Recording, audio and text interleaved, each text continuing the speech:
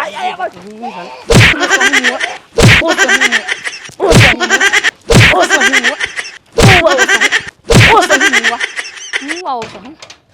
मुँह जीवा ठीक रही ये प्यार हम राण हो वो राण ये जीजा हमारा बहुते डर लागताटे पारा के हम औरत के पता चली कि ऐसन हो गइल बा हमारा संगे तो हमारे के घर में ना रखी हम भगा दिया पारा के हम कहते रहे कि ये साली देखा बात के जौन बाटे ढेर ढंग का मंडल कइला ले कोनो फायदा नहीं खे ओके जन्मा दिया जन्मैला के बाद हमें ले जाके आश्रम में ये काम बा जीजा तू हमरा से प्यार ना करेला बता भाई आश्रम होला ई कौन बात तब बोल प्यार के टेंशन करे के का- बेरी में तो घरे आके प्यार कइला आश्रम में बसा छोड़े जइबा तो ओके कहते ना रे कि तू चुपचाप रह मदा आई तो देखल जाई समझावल जी बुझावल जाई आए जौन हो गई नहीं तौन हो गई समझिए नहीं समझिए अपन कोई अपनावेला दूसरा के नहीं अपना लिए जीजा अब का करबू जिद करते ना बालू तो चल अब रहा अब बहन के साथ बन के रह दीदिया का सोची अब का होई जौन होई तो देखल जाई माई हमरा से बहुत बड़ गलती हो गई जीजा तारा ने जीजा हमर कोई ना रहे नतिया के बेटा मरद रही तो ना नहीं संधि देखे के पड़ी पहले ही बतावे के ना चाहता कि ना ऐसा ऐसा बात हो गई बात पहले ही हो गई रही है ले जाके ऑपरेशन करवा दे लाती दर्द दवाई खिया ऑपरेशन करवा देती ऑपरेशन की का तक आज गड्डी पर डिप्रेशन वो बात बा ओ साली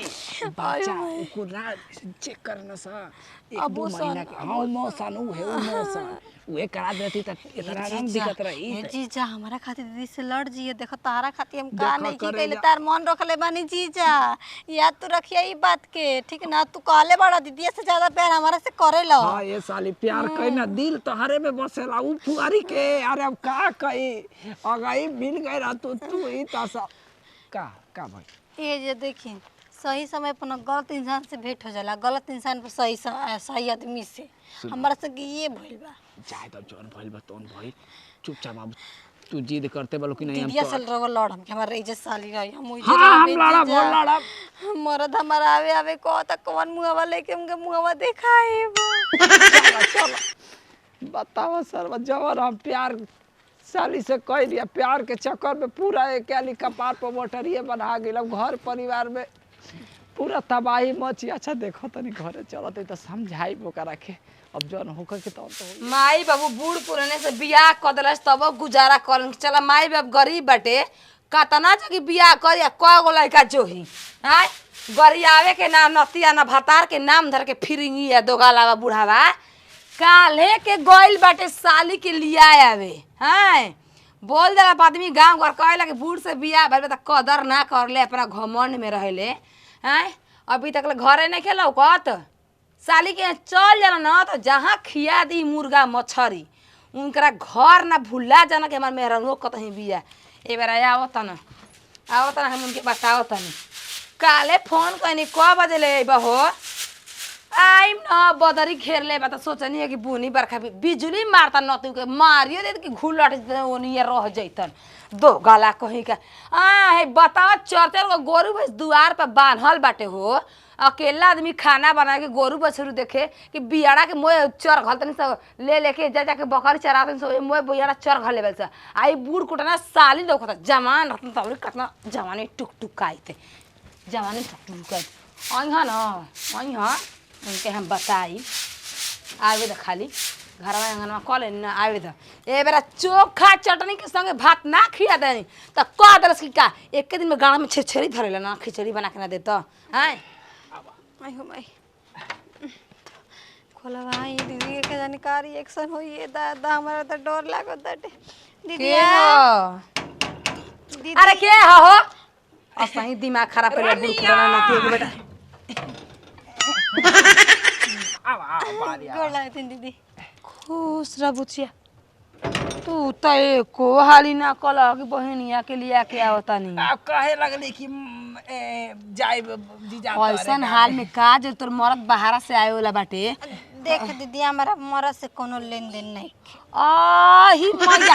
पागल हड़ू हाय पेट में बच्चा ले मर से लेने कोनो यार पटा लेल बड़ी का रे ऐसे कहतड़ी ना दीदी जे देख रहे आंख मत मटकाई ठीक बा ना जौन बात सच बताऊं तो हम कहबे करब दीदिया से का बात देख बा दीदी हमारा जीजा से प्यार हो गइल का बात जीजा से मजाक मजाक मजाक। नरको में कूदलू नरको पारा गइल का कहतड़ी रे देख दीदी हमार मरद 3 साल से बाहरा बान आ जीजा हमरा से रोज रोज मिले खातिर जात रह करे जीजे के हटे आ बीचवा में पूछनी कि कैसे पेट से हो तो कहतल कि तो हमार दूल्हा 6 महीना पा 2 महीना पा आइल रहा बीचवा में उहे पेट से बानी ना रे दीदी हम सब झूठिया के कहानी अरे सवतिया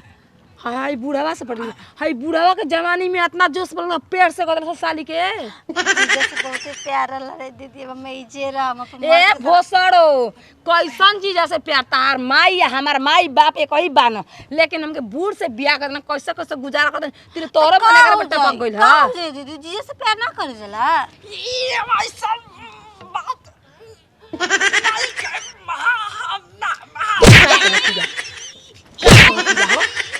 का कहती हमार लेखा आदमी तारा कैसे कैसे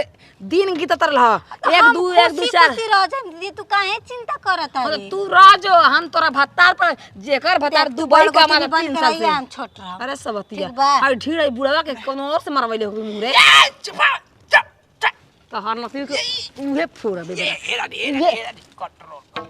देखो आदमी लेकर चल जो मजाक कखरी देख करते दीदी एक ही खूना हमने के दुनिया के दिए में बाटे अरे भोसड़ी मार जी दू जनी विधवा एक दिन हो जाए के तो का हो जी बच्चा सहारा बने दीदी चाहत हम करा दी तार कतना दिन के छतिया के बतिया कतना दिन के हो आय इन नतिया के 4 गो मेहरारू मुआल बन से तहां में पचवा नंबर पर चल चल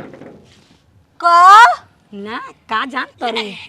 वो इन नतिया के जिंदगी में लॉटरी ना लागल बा मेहरारू पे मेहरारू मेहरारू पे मेहरारू मिल जतई तो जी जरा हमारे से झूठ बोला ना ना ना वैसा बात नहीं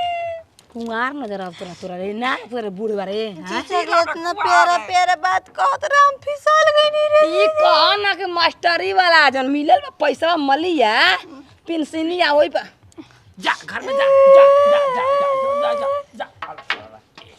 आय आय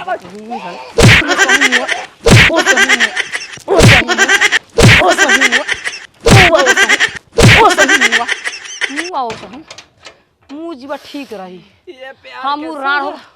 वो राण होखी नतियू के बेटा कहत नहीं काहे हो जा लगैले बड़ा साज बिहार में ना आवे लखो सलिया कहे जाला त बात बतिया तरह करे नती तोरा नया अगवा के रही ने कोन मेहरान पर चढ़ावे चढ़ावे रे दो गलवा हो दादा हो माई मत कर जान होके के हो गई ऊ भोसड़ा बहिन बाड़ी सबत बने हमरा आइली ह देखा अब जर हो गए तर हो गए अब का कर सकत है काहे हाय बुढ़ारी देख के पैसे देख ना माई बियाह को ना तो फिर हमार बहिनियों के फंसा लेला ऊ भोसड़ी बहिन कसन बियाह आय गलती हो गई रे बाप रे हां देखवा तार बाप ले जे इनकरा के मार के धक्का भगाई बा